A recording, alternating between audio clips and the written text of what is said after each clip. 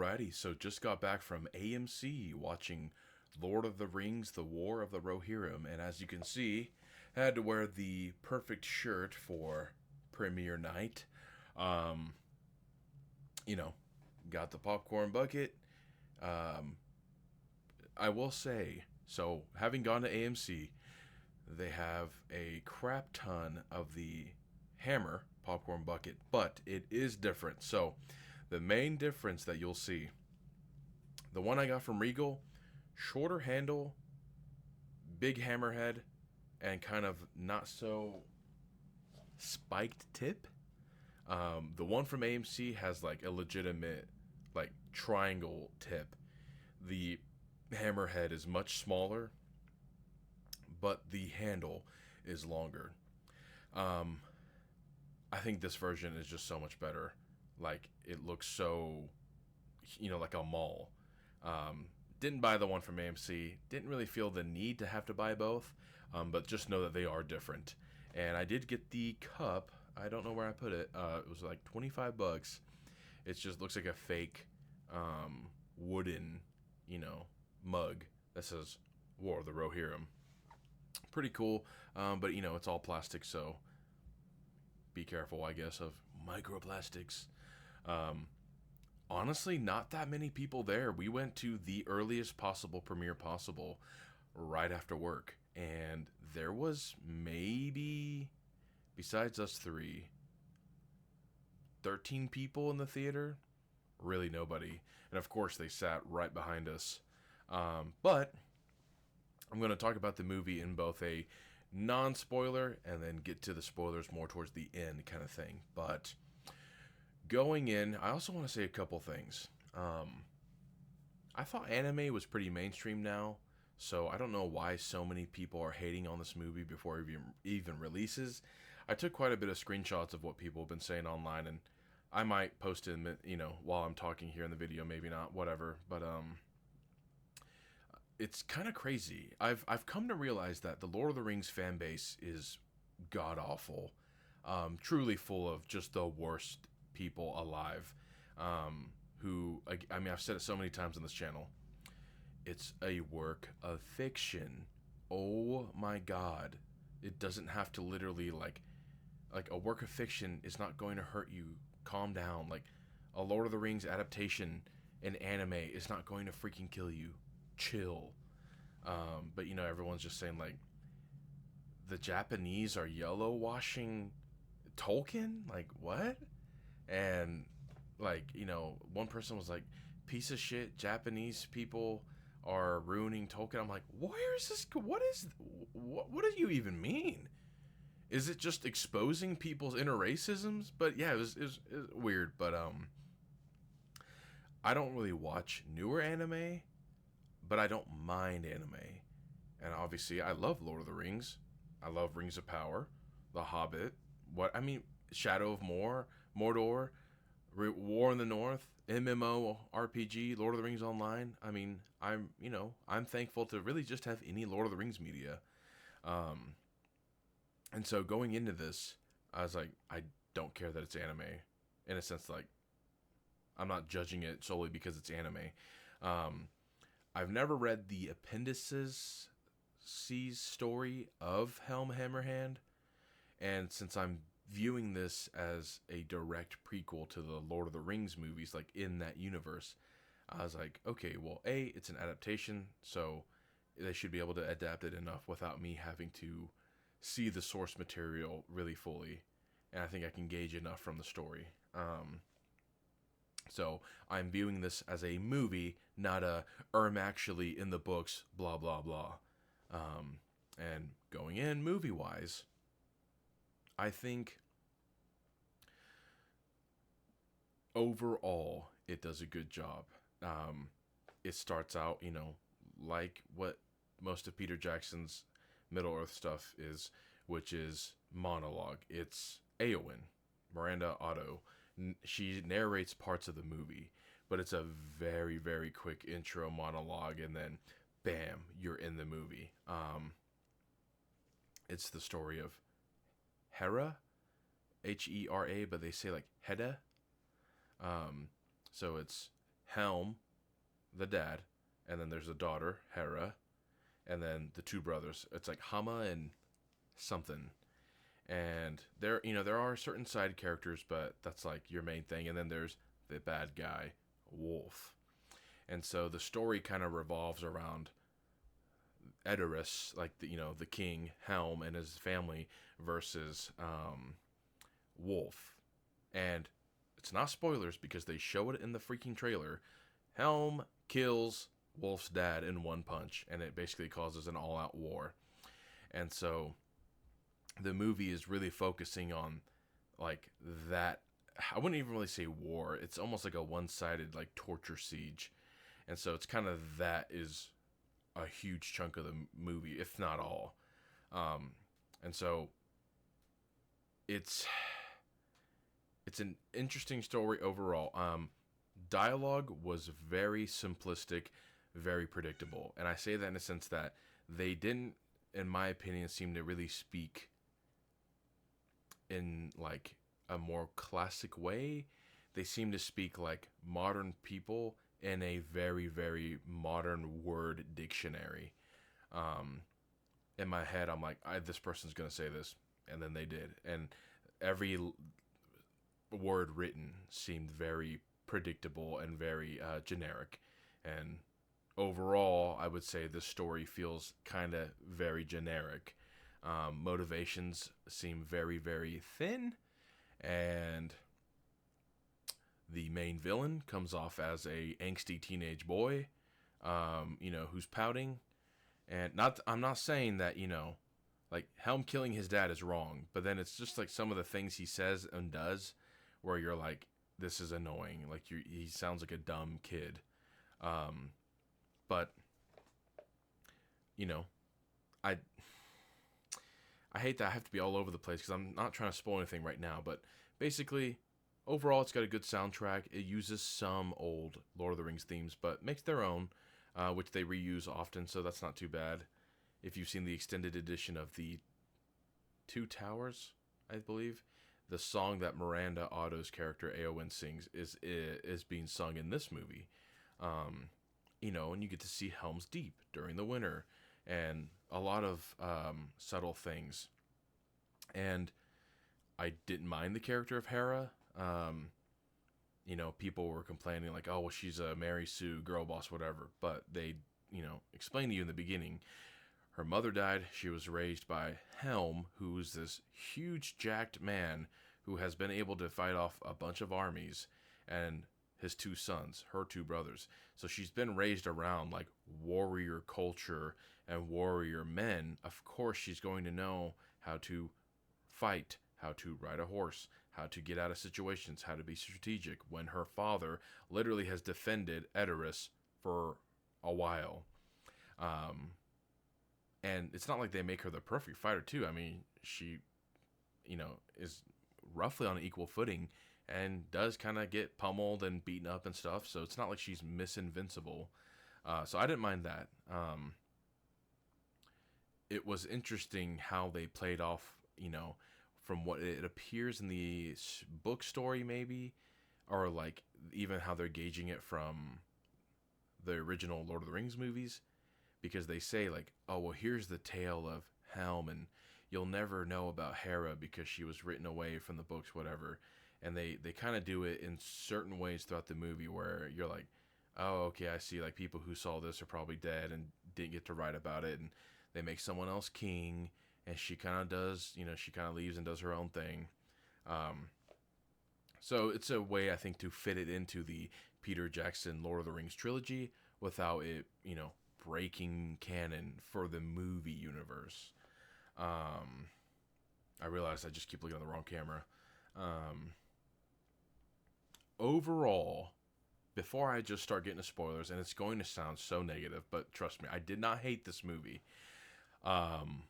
Overall, I thought it was okay. It felt very generic, both in its story and its just dialogue, and what's happening felt extremely, extremely generic. And for all those people who kept being teased of a certain character, wink wink, being in the movie, it's not. I mean, that character is in it for maybe 3 seconds. It's such a nothing. Um, this movie should have been like a 45-minute TV show. That would have made it perfect because there you can just tell that it's a simple story being stretched out. Um, and I think I've said this before. I wish they would make a Lord of the Rings anthology show where it's 8 episodes, 1 hour long. Each episode is a different time period in the Tolkien universe. I think it'd do great, and this would have been great as like a 1 hour episode to really hone in on this pretty straightforward story. Um, but if I had to rate it out of 10, I would say 7. It was above average, or maybe even like a 6.5. If 5 is the middle line, 5 is, I'm pleased. I'm okay. It was not bad. It wasn't super good. I'm just fine. I paid my money, whatever. I would say 6.5, maybe almost a 7.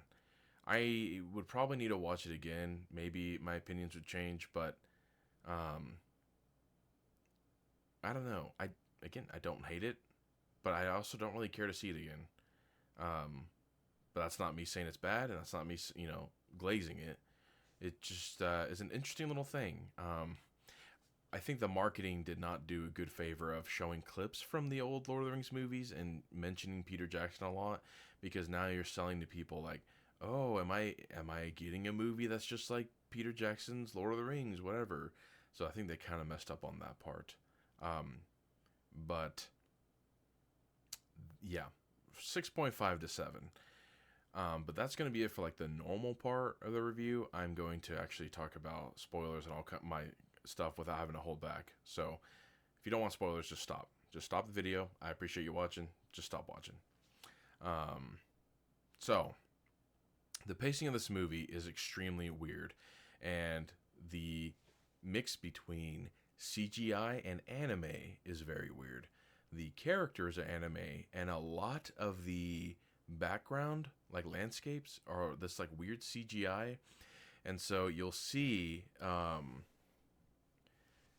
characters like moving, and it's the anime style, but the backdrop is the CGI, and it doesn't mesh well. Especially right in the beginning, right as the monologue's ending, and it's showing Hera, and it's switching between the map to CGI. I thought that looked horrendous. I thought that looked god awful. And there's just some scenes where the CGI is like, wow, this is really bad. I liked how the anime characters looked, but there was a weird thing in the movie where, again, it just seemed like it was almost like I could see like the frames, like they're stuttering or something. It was really weird. But yeah, the pacing. I mean, it's like from the get-go, she's going back to Edoras, Rohan itself, the fortress, whatever. And it's immediately this king, who we have kind of like bad blood with, who is technically a part of our territory, is coming over, and we don't know like what's going on. This is weird. And then 2 minutes later, bam, it's the next scene. Oh, he's here. Maybe they talk for like a minute and a half. Oh, let's go outside and fight. And you're dead. And it was just so fast, and it's bam, bam, bam. And I say that because later on, it drags so long that I'm like, wow, the pacing is all over the place here. And honestly, it was funny when he kills the guy, because the guy is like kind of punching him and is like, come on, fight me. And he just one-shots him with a punch. And we were laughing in the theater. I was like, I know this isn't supposed to be funny, but I'm laughing. And there's quite a bit of scenes in this movie where the dialogue is executed so poorly that we were laughing so hard. But then, of course, the son, Wolf, is like, I'm going to kill your whole family and destroy this town because you killed my dad. And then just proceeds, the whole movie is just him being this angsty, like, boy, basically, who's like, oh, how dare you not marry me? I'm going to kill you and your whole family now. And he gets so crazy that even his own guy is like, one general is like, hey, man, you got to stop this, bro. Like, come on. And he's like, no, no. And like at the end, he's like, bro, she's trying to bait you into a fight. Don't fall for it. And then immediately he's like, I accept your fight. And I was like, wow, what an idiot. I don't even feel like like anything from this villain because he's so dumb. And he does some crazy stuff. He kills both brothers. He slits one throat and shoots the other one through the neck, and you go, wow, damn. So he is like merciless. And then he's also like angsty teen. And it's like him and his one general with a bunch of wild men he keeps paying.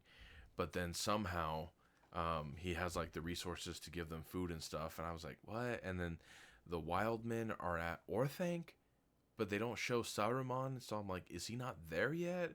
Because if he was, he'd be like, who the fuck are you? I just thought that was kind of weird. And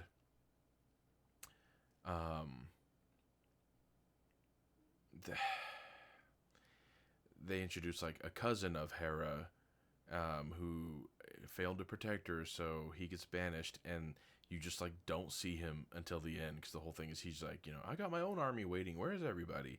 So they do nothing with his character until the very end. But and they introduce the eagles. There's one eagle that's massive, and they kind of finally spell it out for you. Like, I heard it. You can understand English, the common tongue. You're like, oh yeah, of course. There was a really cool segment in this movie, which I was hoping so hard would be longer, which is you think Helm Hammerhand dies, and they're trying to heal him, and then he freaking disappears, and you're like, what? And then the guys outside are being killed, like horrifically, in the snow, and they're like, it's the wraith of Helm Hammerhand, and they're like, all we hear is the horn of Rohan, and then the shadow appear and just eviscerate people. And it's just like this creepy scene. And you're like, oh yeah, where's this going? Done. Scene's done. Nope, scene's done. I was like, dude, come on, man. That was a cool little story plot. They do an incredibly annoying thing in this movie a few times, which is you randomly see two orcs, and they're collecting rings from dead bodies, and one's basically like, oi, why are we doing this? And the other one's like, orders from Mordor. And I'm like, visibly rolling my eyes, like, can we not reference Lord of the Rings for fucking once? And then at the end, again, Saruman's in the Saruman's in the movie. They use some of Christopher Lee's unused lines. He literally says, I'm at your service if you need me. That's all he says. And then it cuts. He just stands there too. He doesn't do anything. I was like, that's such a gross, wasted cameo. Like, that shouldn't have even been in the movie. And then they do the whole thing where she's like, I got an unexpected invite from a wizard about these rings these orcs were looking for. And then her buddy's like, what's his name? He has many names, but the common folk call him Gandalf. And it, shows his insignia, and I was like, here's what this is. That, to me, was Iron Man 1 levels of, my name is Nick Fury. My name is Gandalf. I'm here to talk to you about the Fellowship Initiative. I laughed out loud when that happened. And I know it sounds like I'm being extremely mean, but it's like, it just felt so shoehorned in. Like, you don't have to keep being like, how can we reference Lord of the Rings? Dude, you showed Helm's Deep, man. Like, it's fine. You don't have to do these, like, such forced cameos. It kind of took me out of the movie where I'm like, you're trying a bit hard.